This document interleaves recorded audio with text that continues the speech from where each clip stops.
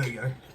It's actually working. I love it when technology actually works. It's crazy. Now, camera's shaking.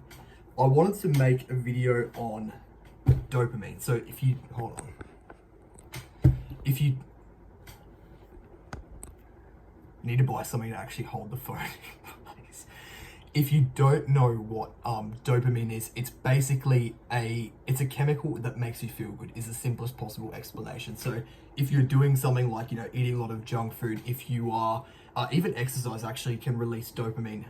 So yeah, just things that make you feel good often release a lot of the chemical dopamine. And although that kind of sounds like a good thing, a lot of the time it's actually not. It does cause a lot of problems. So how does this actually tie back to language learning and actually improving your life? There's something that I heard recently, and it's completely changed the way I actually view dopamine, and how, basically just how it works. And it was that whatever the thing in your life is that gives you the most dopamine is always going to be your focus, even if it isn't the most important thing. So for example, if you're making YouTube videos, as we'll tie this back to language learning in a second, but if you're making YouTube videos, for example, and you are also, and this doesn't have to be a concrete thing that you have to implement, but if you're making YouTube videos and you are also, playing a video game on the side, and that video game's super fun, that's great. But if that's super fun and that's giving you more dopamine than actually making YouTube videos, that's always going to be the thing you're kind of thinking about, and you're always going to be thinking about that and almost prioritizing that over the actual YouTube video making or whatever your main goal is. Whereas if you didn't have that thing, and the thing that brought you the most dopamine in your life was actually your goal, the thing you were focusing on, making YouTube videos in this example, then you would, of course, be much more productive. Like, think about that. The person whose goal is not the thing that brings them the most dopamine versus the person whose goal is the thing that brings them the most dopamine. Who's going to make more progress? Well, it's obviously the person whose goal brings them more dopamine. Imagine being more motivated to do the thing that you're actually trying to get better at it. Your progress would skyrocket. And that's kind of the message I want to give here, which is you don't have to cut out every fun thing in your life. You don't have to make, learning a language the most fun thing ever. But just recognize the fact that the things that don't, it's evolutionary. We pursue things that give us pleasure. We don't pursue things that give us pain. And the problem in the modern world is that there aren't really that many things that are life-threatening. A tiger's not going to break into your house and kill you. I might if I find out that you're not sleeping properly, but a tiger won't. And there's only one of me, so you're probably fine. But the thing about that is, when you're only pursuing things, when you're driven to pursue things that bring you pleasure, and you're doing a bunch of things that are giving you more pleasure than language learning, that's just distraction, snake pit, all these things that are getting in the way of you actually making progress. So what I want you to understand is that if you want to make more progress in language learning, you need to take stock, or anything really, it doesn't matter, but in language learning especially, because people are often so distracted and not doing the right things.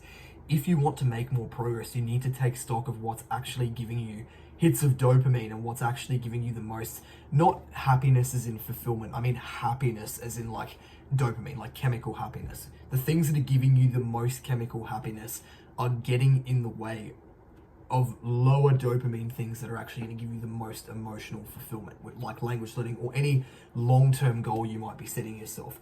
So if you know for a fact that you're, for example, playing this video game, or you're, partying, you're doing whatever, I don't care. You can do that if you want. It's got nothing to do with me. But I'm just going to arm you with the facts that these things are giving you more dopamine, and so you move slowly away from the things that are actually going to give you fulfillment in life because of them. So we just need to work around this. Maybe we can say, okay, we're not going to play video games these 3 days of the week, and we can actually constrain it to this period. I think you'll find there's a term I also want you to learn called the hedonistic treadmill, and it's basically the idea that doing more high dopamine things, doing more enjoyable things, like, you might think, for example, flying on a private jet magically and winning the lottery and all these other things might make you happy, but they actually don't, because you basically adjust. So even if I gave you a bunch of really cool stuff, Ferrari, tons of money, it'd be cool for a second, but you would adjust to it very quickly, and your actual overall emotional state wouldn't really change that much. It's called the hedonistic treadmill. It's got a few other names as well. And the reason I say that is because if we're constraining the things that give you a lot of dopamine to a small amount of time, for example, it doesn't have to be this, but the video game you're playing, maybe we constrain it to 1 day a week, hypothetically. That's the only day you're allowed to play it.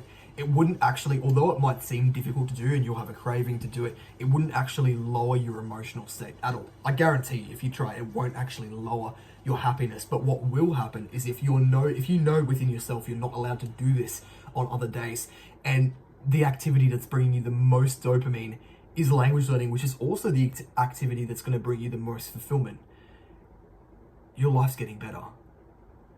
Your life is getting better because not only are you at the same level of dopamine effectively, but you're going to be much more fulfilled because you're doing this thing that you set your sights on. And that's just what I wanted to talk about in this video.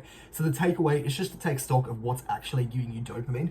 And if it's not in line with your long-term goals, just take steps to change that. Just maybe constrain the things that are enjoyable, show a little bit of discipline, and you will find that you actually feel better. And it's a grind, but it is overall, I think, better, and it's better for me, it's better for basically everyone, because we have a serious problem with people only pursuing things that give them chemical happiness.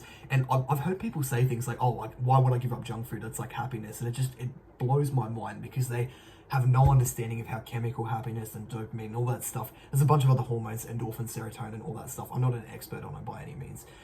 But there's just such a big misunderstanding where people only think they have to pursue pleasure to feel happy, and it's just not true. It's because it's horseshit. It's, any word you could throw on it. So yeah, I just want you guys to know that, and hopefully that does give you a little bit of insight. Thank you for watching, and yeah, if you need any help, comment down below. I appreciate you.